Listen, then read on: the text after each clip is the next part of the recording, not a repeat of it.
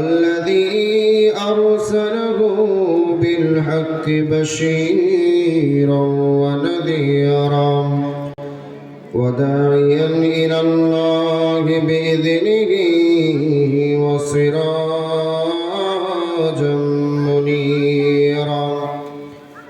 أما بعد فقد قال الله تعالى في كلامه المجيد والفرقانه الحميد. আমার সঙ্গে আপনারা সকলে একটু জবান খুলে পড়ি, আউযু বিল্লাহি মিনাশ শাইতানির রাজীম, বিসমিল্লাহির রহমানির রহিম। ওয়ামাল হায়াতুদ দুনিয়া ইল্লা লাইবুন وللدار الآخرة خير للذين يتقون أفلا تعقلون. وقال ثاني حبيبي رسول الله صلى الله عليه وسلم خيركم من تعلم القرآن وعلمه. وقال ثاني حبيبي رسول الله صلى الله عليه وسلم أخلص دينك يكفك العمل القليل. وقال ثاني حبيبي رسول الله صلى الله عليه وسلم إن الله وملائكته يصلون على النبي يا أيها الذين آمنوا صلوا عليه وسلموا تسليما. اللهم صل على محمد وعلى آل محمد كما صليت على إبراهيم وعلى آل إبراهيم إنك حميد مجيد. اللهم بارك على محمد وعلى آل محمد كما باركت على إبراهيم وعلى آل إبراهيم إنك حميد مجيد. তুমি আসমানে থাকো প্রভু, আমি জমিনে, তবু তোমারি প্রেম জমে হৃদয় গহীনে। আমি তোমারি গোলাম গো, অন্য কারো না। আমি তোমারি গোলাম গো, অন্য কারো না। আলিমুল গায়ব তুমি মালিক রব্বানা, আলিমুল গায়ব তুমি মালিক রব্বানা। তোমারি রহম ছাড়া বাঁচা বড় দায়। প্রতিদিনে প্রতিক্ষণে জড়িয়ে রাখো আমার। তোমারি রহম ছাড়া বাঁচা বড় দায়। প্রতিদিনে প্রতিক্ষণে জড়িয়ে রাখো গো আমায়।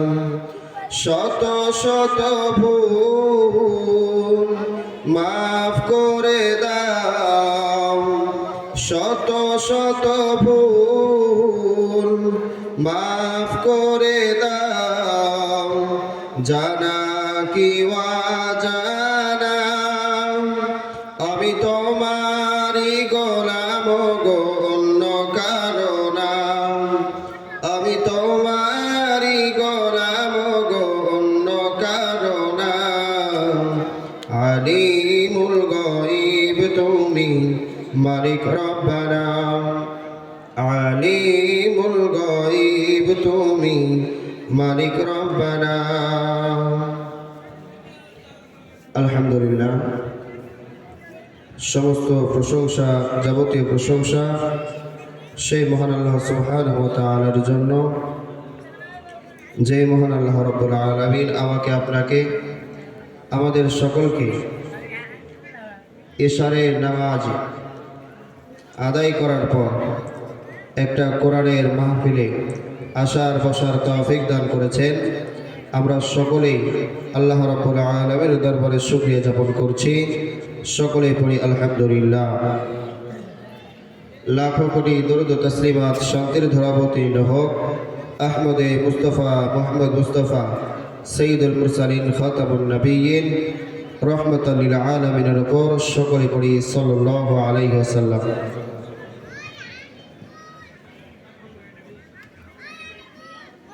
আজকের সাহেবগ্রাম বিশ্বাসপাড়া গোরস্থানের উদ্যোগে আয়োজিত আজকের এই দোয়া মাহফিলের সম্মানিত সভাপতি, প্রধান অতিথি এবং বিশেষ অতিথি, সামনে উপবিষ্ট ভাই ও বাবাজিরা, আমার স্নেহের কচিকাঁচা, পর্দার আড়ালে থাকা অবলা সরলা শিক্ষিতা আমার মা ও বোনেরা, সকলকে আমি আমার অন্তরের অন্তরস্থল থেকে জানাই আসসালামু আলাইকুম। আপনারা সালামের উত্তর দিচ্ছেন না। আপনারা যারা সামনে আছেন হয়তো বা ছোট মানুষ, সালামের উত্তর যদি কেউ দেয়, সালামের জবাব দেওয়াটা কিন্তু ওয়াজিব। সালামের উত্তর দেওয়াটা কি ওয়াজিব? ওয়াজিব হচ্ছে ফরজের কাছাকাছি, ওয়াজিব হচ্ছে ফরজের কাছাকাছি। তা আমরা সকলেই চেষ্টা করব। আমি আবার আপনাদেরকে সালাম দিচ্ছি, সালামের উত্তরটা আশা করেছি যে আপনারা সকলেই সালামের উত্তরটা দিবেন। আপনাদের আবার অন্তরস্থল থেকে সালাম জানাচ্ছি, আসসালামু আলাইকুম ওয়া রাহমাতুল্লাহ। সম্মানিত মুসলমান দিনদার ভাই ও বোনেরা আমার, আজকের মাহফিলে আমরা অল্প কিছু মানুষ এই প্যান্ডেলে এসে উপস্থিত হতে পেরেছে। এখন হয়তো বা কিছু মানুষ বাড়িতে আছে, আবার কিছু মানুষ ফুচকার দোকানে, বাদামের দোকানে, চটপটির দোকানে দাঁড়িয়ে আছে না? এইখানে আমাদের এখানে কোরআনের আলোচনা চলছে, কোরআনের কথা বলা হচ্ছে।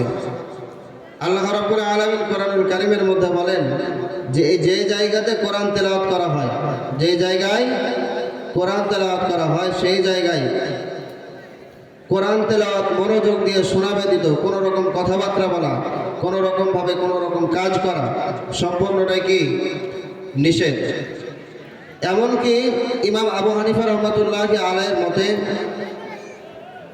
আমরা যে নামাজ আদায় করি, এই নামাজের মধ্যে যখন ইমাম সাহেব যখন জোরে সূরা কেরাত পাঠ করে, যখন জোরে সূরা কেরাত পাঠ করে, এই সময় পর্যন্ত ইমাম আবু হানিফা রহমাতুল্লাহ আলাইহি বলেছেন কি যে ইমাম যখন সূরা কেরাত পড়বে তখন নিঃশব্দ হয়ে চুপ করে ইমামের সূরা কেরাত শোনা লাগবে। কারণ নামাজের মধ্যে তিলাওয়াত করা হয় আল্লাহ পাকের কোরআন থেকে।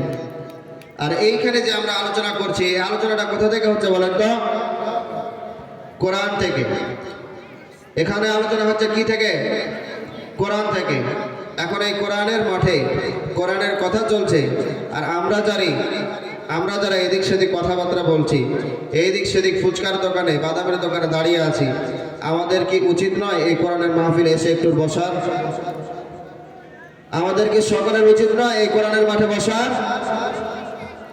আল্লাহ রাব্বুল আলামিন আমাদের সকলকে সহি বুঝ দান করুক, সকলে আল্লাহুম্মা আমিন। সম্মানিত মুসলিম ইকরাম, সম্মানিত হাজিরিন, সময় বেশি নাই, আমার পরে আরো দুইজন বক্তা রয়েছে। তো আমি এখনই আমার আলোচনাতে চলে যাব। তার আগে আপনাদেরকে বলে দিই, আজকে আমি একটা কোরআনের আয়াত তেলাওয়াত করেছি। এটা হচ্ছে সূরা আনআমের 32তম আয়াত। সূরা আনআমের 32 নম্বর আয়াত। এই আয়াতে আল্লাহ রাব্বুল আলামিন যে কথাটা বলেছেন, এই আয়াতের মধ্যে আল্লাহ রাব্বুল আলামিন উম্মতকে, বান্দাকে কি জানিয়েছেন? রাসূলুল্লাহ সাল্লাল্লাহু আলাইহি সাল্লামের উপরে এই কোরআনের আয়াত নাজিল করে আল্লাহ রাব্বুল আলামিন বান্দাদেরকে কি জানাতে চাইলেন, এই কথাটা আমার আপনার সকলের জানা দরকার আছে না নাই? আছে। আমরা আমাদের এই আপনাদের এই মাহফিলটা এটা হচ্ছে কিসের উদ্যোগে? গোরস্থানের উদ্যোগে। এই আয়াতের ব্যাখ্যা বিশ্লেষণ যদি শুনতে যান তাহলে এই গোরস্থানের কথাটাই বেশি ফুটে উঠবে। এই গোরস্থানের কথাটা একটু কি বেশি ফুটে উঠবে। তো শোনা যাক আল্লাহ রাব্বুল আলামিন এই সূরা আনআমের 32 নম্বর আয়াতের মধ্যে কি বলেছেন।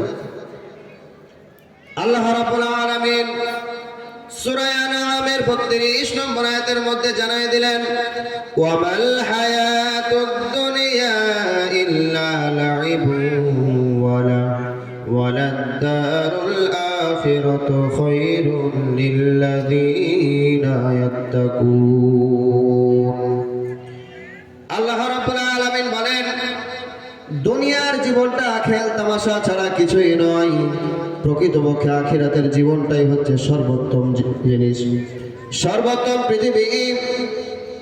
দুনিয়ার ক্ষণস্থায়ী জীবনটা, এই জীবনে মানুষ সফলতা খোঁজে, এই জীবনে মানুষ কত দুনিয়ার পিছনে ছুটে ছুটে দুনিয়া হাসিল করার চেষ্টা করে, কিন্তু আল্লাহ রাব্বুল আলামিন বলেন এই দুনিয়ার জীবনটায় একটা খেল তামাশা ছাড়া কিছুই নয়। প্রকৃত জীবন হচ্ছে আখিরাতের জীবন। এই আখিরাতের জীবনে যে ব্যক্তি সফল কাম হতে পারবে, সেই ব্যক্তি প্রকৃত সফলতা অর্জন করতে পারবে। আমার ভাইরা, আজকে মানুষের স্বভাব হয়ে গিয়েছে এরকম, আল্লাহ রাব্বুল আলামিন বলেন এক আর বান্দা করে আরেক। আল্লাহ রাব্বুল আলামিন কোরআনের বিভিন্ন আয়াতে বিভিন্ন হুকুম আহকামের কথা বলে দিয়েছেন, আর মানুষ সেগুলো শুনে জানে বুঝে কিন্তু মানার জন্য চেষ্টা করে না। এই আয়াতে আল্লাহ রাব্বুল আলামিন বলেন দুনিয়ার জীবনটা খেল তামাশা ছাড়া কিছুই নয়। এখন মনে করুন আপনাদের এই চৌরালা গোমস্তাপুর থেকে ঢাকার উদ্দেশ্যে একটা গাড়ি রওনা দিল, একটা বাস রওনা দিল।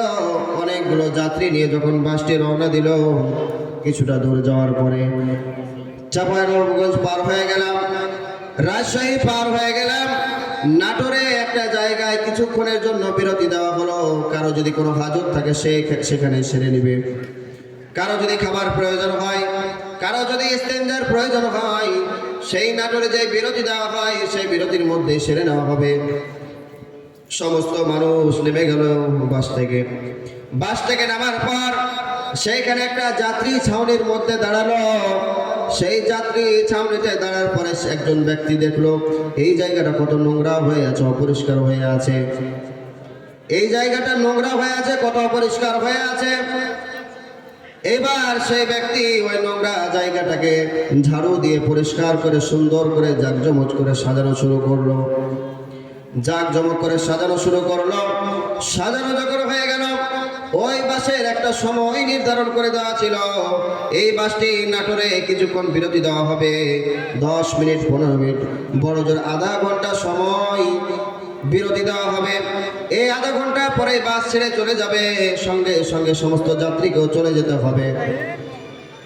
এবার সেই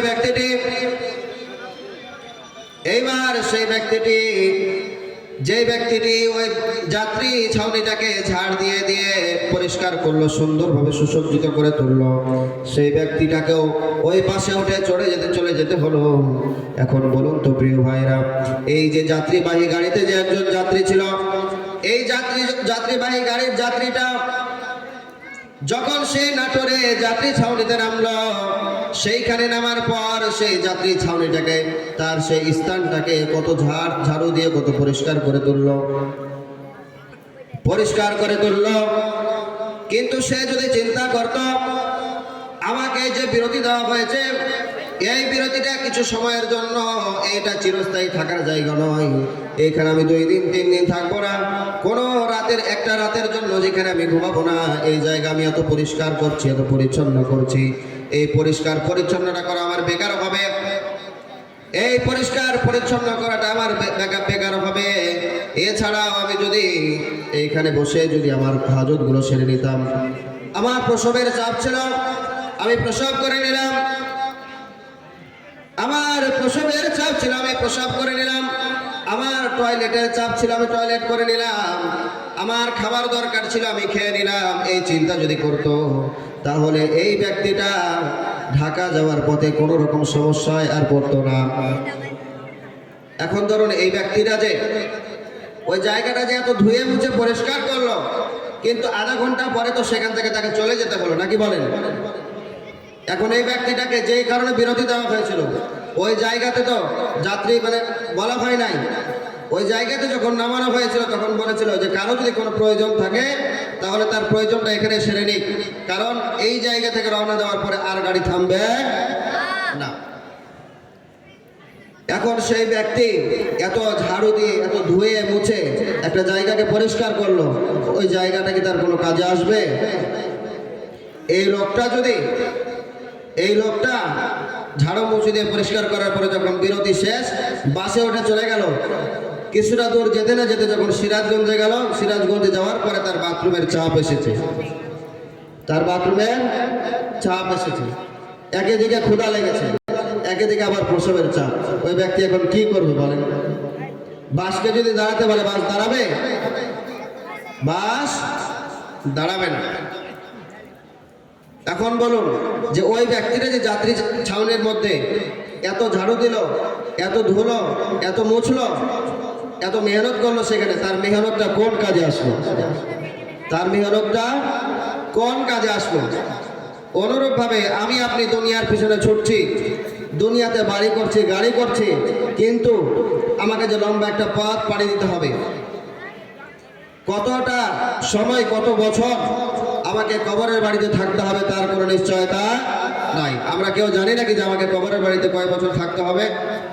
কেউ জানি? আমরা কেউ জানি না। আমাদেরকে আখিরাতের পথ 50,000 বছরের পথ, এই পথটা আমরা কিভাবে পাড়ি দেব আমরা কেউ জানি। কিন্তু এই পথটা পাড়ি দেওয়ার জন্য যে আমাদের যেই প্রয়োজনগুলো পড়বে, ওই বাসের যাত্রী যেরকম সিরাজগঞ্জে গিয়ে তার বিভিন্ন রকমের প্রয়োজন পড়ে গেল, ওই রকমভাবে কবরের বাড়িতে যাওয়ার পরে একটা লম্বা সময়, এই সময়টাতে কিন্তু আমাদের কিছু প্রয়োজন পড়বে। এই জায়গাটাতে যাওয়ার পর আমাদের কিছু প্রয়োজন পড়বে। কবরে যাওয়ার পরে যখন আপনাকে জিজ্ঞেস করা হবে তোমার রবকে, তুমি কোন দিনের উপরে ছিলে, তোমার নবীকে যখন আপনাকে প্রশ্ন করা হবে, আপনার জীবনটা যদি আল্লাহর রাস্তায় ব্যয় না করেন, আপনার জীবনে যদি আল্লাহর বন্দেগী না থাকে, আপনার জীবনে যদি দ্বীন ইসলাম না থাকে, আপনার জীবনের মধ্যে যদি আল্লাহর রসুলের মহব্বত না থাকে, রসুলের সুন্নাহ যদি আপনার জীবনে বাস্তবায়ন না করতে পারেন, তাহলে কাল কিয়ামতের দিন দূরে থাক, কবরে যাওয়ার পরে আপনার আযাব শুরু হয়ে যাবে। এই দুনিয়াতে যদি আপনি ওই যাত্রীর মতো যদি আপনি দুনিয়াটাকে পরিষ্কার না করে, কবরে যাবার পরে আপনার কিসের প্রয়োজন হবে সেই দিকে যদি খেয়াল করতেন, তাহলে আমাদের সকলেরই কবরের বাড়িটা আমাদের জান্নাতের বাগান হয়ে যেত।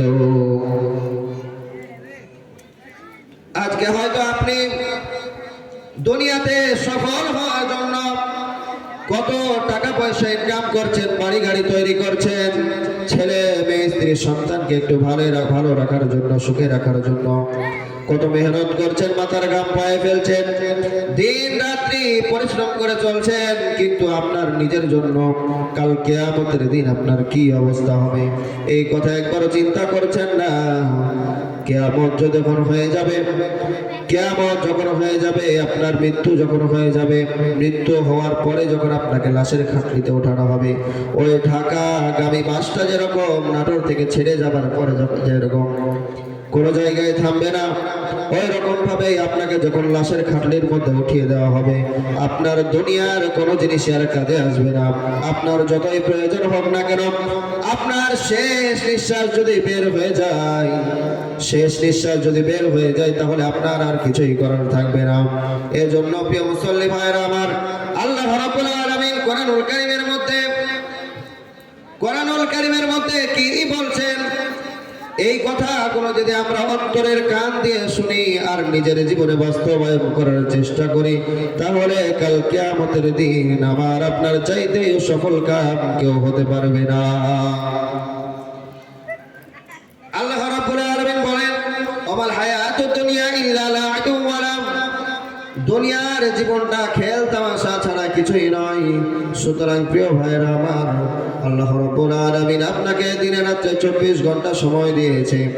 এই 24 ঘন্টা সময় যদি আপনি আল্লাহকে রাজি খুশি করার জন্য যদি ব্যয় না করতে পারেন, তাহলে এই দুনিয়ার পিছনে ছুটে কোনো লাভ হবে না। কাল কিয়ামতের দিন আল্লাহ রাব্বুল আলামিন আপনার জীবনের হিসাব নিবেই।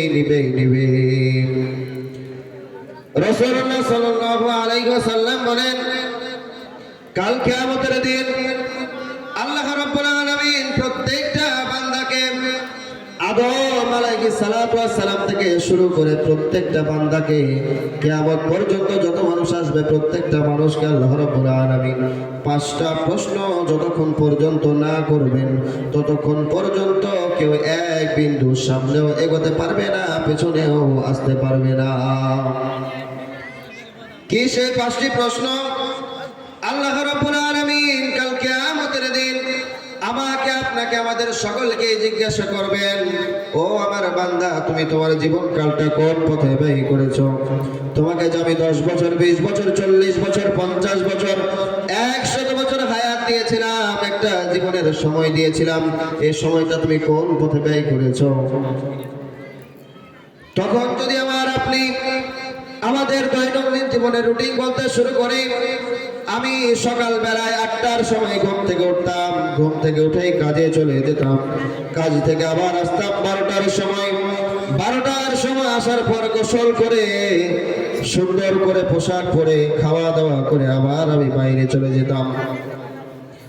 বাইরে গিয়ে আমি আমার বন্ধু বান্ধবের সঙ্গে আড্ডা দিতাম, বিভিন্ন দুনিয়াবি কাজে কর্মের ভিতরে ব্যস্ত থাকতেন। এই কথা যখন আল্লাহ রাব্বুল আলামিনকে বলবেন, আল্লাহ রাব্বুল আলামিন যখন দেখবেন আপনার আমলনামায় ফজরের নামাজ নাই, জোহরের নামাজ নাই, আসরের নামাজ নাই, মাগরিবের নামাজ নাই, ইশারের নামাজ নাই, আপনার আমলনামায় যখন আল্লাহ রাব্বুল আলামিন দেখবেন, সাহেব গ্রাম বিশ্বাস পাড়া গোরস্থানের মধ্যে একটা মাহফিলের আয়োজন করা হয়েছিল। সেই মাহফিলে আপনি যান নাই, সেই মাহফিলে যাবার পরে যখন কোরআন হাদিসের আলোচনা চলছিল, সেই সময় তো আপনি কোরআন হাদিস থেকে মুখ ফিরিয়ে নিজের কাজের মধ্যে ব্যস্ত ছিলেন। কেউ হয়তো বা বাদামের দোকানে গিয়ে বাদাম খেয়েছেন, কেউ হয়তো ফুচকার দোকানে গিয়ে ফুচকা খেয়েছেন, নিজের কাজে কর্মে ব্যস্ত ছিলেন। কিন্তু আল্লাহ রাব্বুল আলামিনের কোরআন থেকে কথা হচ্ছিল, আল্লাহর কোরআন থেকে কথা হচ্ছিল, রাসূলের বাণী হাদিস থেকে কথা হচ্ছিল। সেই সময় আপনি নিজের কাজে ব্যস্ত ছিলেন, কোরআনের দিকে আসেননি, রাসূলের হাদিসের দিকে আসেননি। আল্লাহ রাব্বুল আলামিন তখন তিনি প্রথম প্রশ্নতে আপনাকে পাকড়াও করে ধরবেন। প্রথম প্রশ্নটা আপনি পারলেন না, দ্বিতীয় নাম্বার আপনাকে প্রশ্ন করা হবে, তোমাকে যে আমি একটা যৌবনকাল দিয়েছিলাম, যুবক বয়সে একটা শক্তি সামর্থ্য দিয়েছিলাম, এই যৌবনের শক্তি দিয়ে, এই যৌবনের ক্ষমতা দিয়ে তুমি দুনিয়াতে কি কাজ করেছিল? তুমি দুনিয়াতে তোমার যৌবনকালটা কোন কাজে অতিবাহিত করেছো? এখন আপনি যদি আমার যৌবনকালের হিসাব দিতে শুরু করি, আমার যৌবনকালের মধ্যে সমাজের জন্য কোনো কাজ খুঁজে পাওয়া যাবে না, মানুষের কল্যাণে কোনো কাজ খুঁজে পাওয়া যাবে না। আমার আপনার যৌবনকালে তাহাজ্জুদের নামাজ পাওয়া যাবে না, আমার আপনার নামাজে 5 ওয়াক্ত, আমার আপনার আমলনামায় 5 ওয়াক্ত নামাজ পাওয়া যাবে না। আমার আপনার যৌবনকালে চরিত্রকে হেফাজত করার এই মহান গুণটিও পাওয়া যাবে না যখন আপনি এই রকম ভাবে আল্লাহ পাককে যৌবনকালের হিসাব দিবেন। আল্লাহ রাব্বুল আলামিন আপনাকে এই দ্বিতীয় নাম্বার প্রশ্নতে পাকড়াও করে ফেলবেন। তৃতীয় নাম্বার প্রশ্ন আল্লাহ রাব্বুল আলামিন করবেন। আল্লাহ রাব্বুল আলামিন বান্দাকে ডেকে বলবেন, তুমি তো দুনিয়াতে জীবিকা নির্বাহের জন্য কিছু ধন সম্পদ অর্জন করেছিলে, কিছু অর্থ টাকা পয়সা উপার্জন করেছিলে। এই টাকা পয়সাগুলো কোন পথে ব্যয় করে, কোন পথে আয় করেছো? হালাল পথে আয় করেছো নাকি হারাম পথে আয় করেছো? যখন আল্লাহ রাব্বুল আলামিন যখন আপনাকে প্রশ্ন করবেন, তোমার জীবনে যে অর্থ সম্পদ অর্জন করেছিলে, এই অর্থ সম্পদ তুমি কোন পথে আয় করেছিলে, তখন যদি আপনি আমাদের হালাল ইনকামের সোর্স যদি না দেখাতে পারি, আল্লাহ রাব্বুল আলামিনকে যদি না বলতে পারি, ও রব্বুল আলামিন আমি আমার ধন সম্পদ গুলো সব কিছু হালাল পথে ইনকাম করেছি, হালাল পথে আয় করেছি, এই কথা যদি আল্লাহ রাব্বুল আলামিনকে না বলতে পারেন, তাহলে আল্লাহ রাব্বুল আলামিন আপনাকে পাকড়াও করে ফেলবে। এরপর আল্লাহ রাব্বুল আলামিন চতুর্থ নম্বর প্রশ্ন করবেন, ও আমার বান্দা, তুমি যে ধন সম্পদ অর্জন করেছিলে, সেই ধন সম্পদকে তুমি কোন পথে ব্যয় করেছো? এখন আল্লাহ রাব্বুল আলামিনকে যদি না বলতে পারি, ও রব্বুল আলামিন আমাকে যে ধন সম্পদ দিয়েছিলে, সেই ধন সম্পদ দিয়ে আমি গরিব দুঃখীকে সাহায্য করেছি, আপনি যে ধন সম্পদ দান করেছিলেন, সেই ধন সম্পদকে আমি আপনার রাস্তায় ব্যয় করেছি, মসজিদ বানিয়ে দিয়েছি, মাদ্রাসা বানিয়ে দিয়েছি। আপনি যে ধন সম্পদ দিয়েছিলেন, এই ধন সম্পদ হালাল পথে উপার্জন করে আমি আল্লাহর রাস্তায় ব্যয় করেছি, এই কথা যদি আপনি না বলতে পারি, কাল কিয়ামতের দিন আপনি আল্লাহ পাকের 4 নম্বর প্রশ্নতেও পাকড়াও হয়ে যাব। আমার আপনার ক্ষমতা থাকবে না এক বিন্দু সামনে আগানোর, আবার এক বিন্দু পেছনে হটারও সামর্থ্য থাকবে না। 5 নম্বর প্রশ্নটি যেটি করবেন, আল্লাহ রাব্বুল আলামিন বলবেন, ও আমার বান্দা, দুনিয়াতে তুমি কতটুকু জ্ঞান অর্জন করেছিলে, আর সেই জ্ঞান অনুযায়ী কতটুকু আমল করেছিলে? আমার প্রিয় ভাইরা, এখন আপনারা একটু খেয়াল করে দেখুন, 5 ওয়াক্ত নামাজ পড়া ফরজ আমরা সকলেই জানি, কিন্তু কয়জন আমল করি? রমজান মাসের রোজা রাখা ফরজ, এই ফরজ রোজাটা আমরা অনেকেই বাদ দিয়ে দিই। দান সদকা করা, আল্লাহ রাব্বুল আলামিন বলেন, কোরআনুল কারীমের মধ্যে জানিয়ে দিয়েছেন দান সদকা করার কত ফজিলত, কত বরকত। রাসূলুল্লাহ সাল্লাল্লাহু আলাইহি সাল্লামের হাদিসের মধ্যে পাওয়া যায় দান করার খুব বরকত, খুব সওয়াব হয়। সাহাবীদের মধ্যে দান সদকা করা নিয়ে প্রতিযোগিতা হতো। তখন আল্লাহ রাব্বুল আলামিন এই কথাগুলো আমরা জানি, এরপরে কে কতটুকু আমল করি?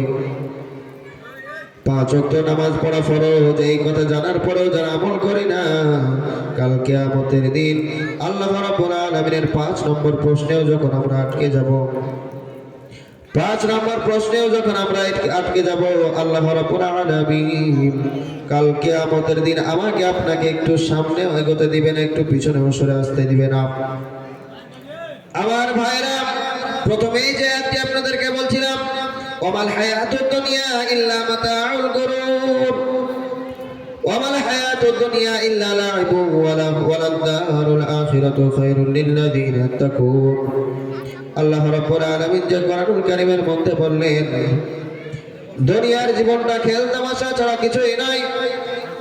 একটিবারের জন্য হলেও আমি চিন্তা করে দেখি, আমার আপনার জীবনে দুনিয়া নিয়ে কত মাথা ব্যথা, আর আখিরাত নিয়ে কত মাথা ব্যথা। আজকে আপনি আগামী 1 সপ্তাহ কি খাবেন, দুপুরে কি রান্না হবে, রাতে কি রান্না হবে, সকালে কি খাবার খাওয়া হবে, প্রত্যেকটা জিনিস আপনি পুঙ্খানুপুঙ্খভাবে হিসাব করেন। আপনার ছেলে মেয়ে, স্ত্রী সন্তানের কখন কি লাগবে না লাগবে, সেই কথা চিন্তা করেন। এরকম ভাবে বিভিন্ন রকম চিন্তা করতে করতে সারাটা দিন আপনি কাটিয়ে দেন, সারাটা দিন আপনি কাটিয়ে দেন। আল্লাহ রাব্বুল আলামিন আমাকে আপনাকে দিনে রাতে 24টা ঘন্টা সময় দিয়েছে।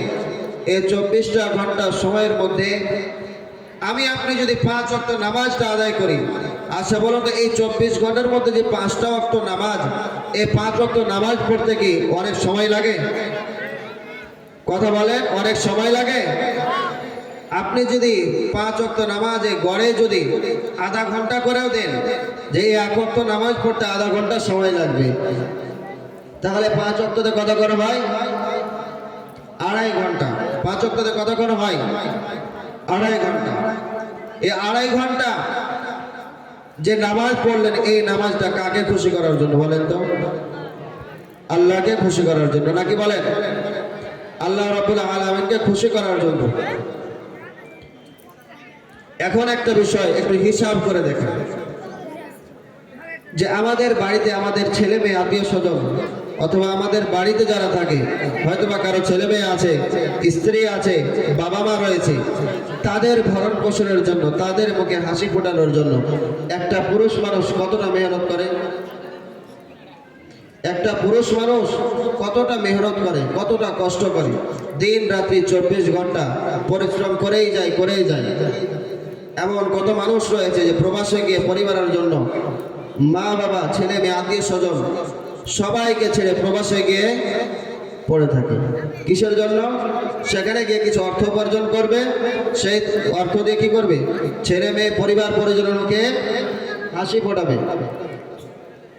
এখন বলুন যে এই পরিবার পরিজন, আপনার মা বাবা, আপনার ছেলে মেয়ে, আপনার স্ত্রী, এই যে আমাদের আপনজনগুলো, এই আপনজনগুলো আপনাকে বেশি ভালোবাসে নাকি আল্লাহ রাব্বুল আলামিন বেশি ভালোবাসে? বলেন তো, কে বেশি ভালোবাসে?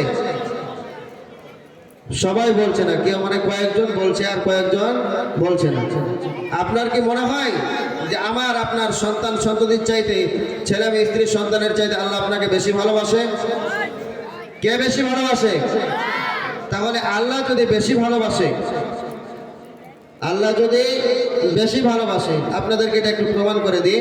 দ্বিতীয় বক্তা আমাদের আজকের কাঙ্ক্ষিত মেহমান, আপনাদের এলাকার কৃতি সন্তান আরিফুল ভাই, আমার চাইতে একটু বড় ভাই, আমাদের ক্লাসের সিনিয়র ভাই চলে এসেছে। তারপরে আলোচনা করানো ঠিক হবে না, তো আমি শুধুমাত্র আমার আলোচনার ইতি টেনে আমি মাইক ছেড়ে দিব। তা আপনাদেরকে শুধু বলি একটুকা, যে আজকে ধরেন যে আপনার শেষ নিঃশ্বাসটা ত্যাগ করলেন, আপনার ইন্তেকাল হয়ে গেল। আচ্ছা বলুন তো, আপনার ছেলে মেয়েদেরকে যদি আপনি আজকে নসিহত করেন রাত্রি, যে আমি যদি কালকে সকালে মারা যাই, সকালে যদি মারা যাই, তাহলে আমার তো অনেক টাকা পয়সা ধন সম্পদ, সেই ধন সম্পদ থেকে আমাকে কিছুটা দিও। কেউ দিবে? এখন পর্যন্ত দিয়েছে? কথা বলেন, এখন পর্যন্ত কেউ দিয়েছে? আপনাদের গোরস্থানে এরকম অনেক মানুষ শুয়ে আছে না, যার দুনিয়াতে অনেক ধন সম্পদ ছিল, অনেক ধন সম্পদ ছিল, এরকম মানুষ আছে না? তো এই মানুষগুলো কি তাদের কোনো ধন সম্পদ কবরের বাড়িতে নিয়ে যেতে পেরেছে? কেউ নিয়ে যেতে পেরেছে? কেউ পারেনি। আপনার ছেলেকে যদি বলেন যে ও আমার ছেলে, আমি তো কোনোদিন কবরের বাড়িতে থাকিনি, আমি যখন নতুন নতুন যাব, তখন আমার কবরের পাশে তুমি একটা রাত্রি কাটিয়ে এসো। একা একাই ভয় করবে, তো আমার কবরের পাশে তুমি একটা রাত থেকো। আপনার ছেলে আপনার কবরের পাশে থাকার সাহস করবে? বলেন তো, থাকবে? যদিও থাকে, আপনার কবরের বাড়িতে যে আপনাকে যে মাটি দিয়ে আপনার উপরে মাটি চাপারে রেখে দিল, আপনার কবরের ভিতরে গিয়ে আপনার কোনো কাজে আসবে? কোনো কাজে আসবে? বলেন, কোনো কাজে আসবে না। আপনার স্ত্রীকে যদি বলেন যে তুমি তো আমার কাছে কত রাতের পর রাত তুমি আমার সঙ্গে একসাথে ঘুমিয়েছো, আমি যদি মরে যাই কবরের বাড়িতে, আমার সঙ্গে তুমি একটা রাত ঘুমিও। কবরের বাড়িতে আপনার স্ত্রীকে যাবে আপনার পাশে ঘুমাতে? আপনি মারা গেলে আপনি যে ঘরে থাকতেন, সেই ঘরে পর্যন্ত আপনার স্ত্রী থাকতে চাইবে না, ভয়ের কারণে। কিসের কারণে? ভয়ের কারণে। কিন্তু আল্লাহ রাব্বুল আলামিন আপনাকে কিয়ামত নাই, জান্নাতে যাওয়ার আগ পর্যন্ত আপনার প্রতি রহমত করা, আপনার প্রতি দয়া করা, আপনার প্রতি অনুগ্রহ করা ছাড়বে না। আপনার প্রতি অনুগ্রহ করা, দয়া করা ছাড়বে না।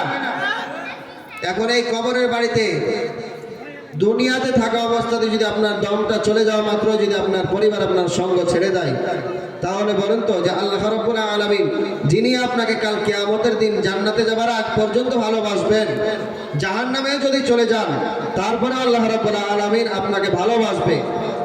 কি বাসবে না?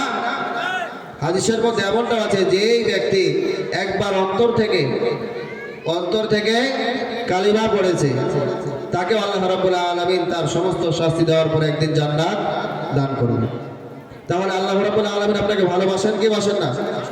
তাহলে আল্লাহ রাব্বুল আলামিন যিনি আপনাকে সব চাইতে বেশি ভালোবাসে, তাকে খুশি করার জন্য আপনি দিনের রাতে 24 ঘন্টায় 2.5 ঘন্টা সময় বের করতে পারেন না, আর ছেলে মেয়ে স্ত্রী সন্তানকে খুশি করার জন্য দিনের পর দিন, মাসের পর মাস, বছরের পর বছর মাথার ঘাম পায়ে ফেলে কষ্ট করে যাচ্ছেন। তাহলে বলুন তো, আপনি আমার জীবনটাকে খেলতামাশা মনে করছি, নাকি এই দুনিয়ার জীবনটাকে সফলতা মনে করছি? খেলতামাশা যদি মনে করতেন তাহলে কখনো আল্লাহকে বলে দুনিয়াটাকে বেশি প্রাধান্য দিতেন না। যাই হোক, আমাদের বক্তা চলে এসেছে, আমার প্রিয় ভাই, বড় ভাই আরিফুল ইসলাম, আপনাদের এলাকার কৃতি সন্তান, আপনাদের এলাকারই মসজিদের খতিব সাহেব। আল্লাহ রাব্বুল আলামিন আমার ভাইকে কোরআনের কথাগুলো আরো বেশি বেশি বলার তৌফিক দান করুক, সকলকে আল্লাহুম্মা আমিন। আল্লাহ রাব্বুল আলামিন তার কণ্ঠকে আরো বাড়িয়ে দিক, সকলকে আল্লাহুম্মা আমিন। কণ্ঠে মাধুর্যতা দান করুক, আবারও পড়ে আল্লাহুম্মা আমিন। আমার বড় ভাই আমাকে খুব ভালোবাসে, খুবই ভালোবাসে। আমরা যখন ছাত্র ছিলাম, এই আরিফুল ইসলাম, তো সে বাড়ি থেকে খাওয়া দাওয়া করতো। তো এই ভাই এমনও দিন ছিল যে বাড়িতে যদি একটু ভালো মন্দ রান্না হতো তা আমার জন্য নিয়ে যেত। আমি ভাইকে খুবই ভালোবাসি। আপনাদের এই সাহেব গ্রামে আমি মাঝে মধ্যে আসি, এসে ভাইয়ের সঙ্গে দেখা করে আবার চলে যাই। আল্লাহ রাব্বুল আলামিন আমার ভাইকে কোরআনের জন্য দিনের খাদেম হিসেবে কবুল করুক, সকল বলে আল্লাহুম্মা আমিন। এই বলে আমার সংক্ষিপ্ত আলোচনা শেষ করছি। বলার মধ্যে কোনো প্রকার ভুল ত্রুটি থাকলে ক্ষমা করবেন। ওয়া আখির দাওয়ানা আলহামদুলিল্লাহি রাব্বিল আলামিন। আসসালামু আলাইকুম ওয়া রাহমাতুল্লাহি ওয়া বারাকাতুহু।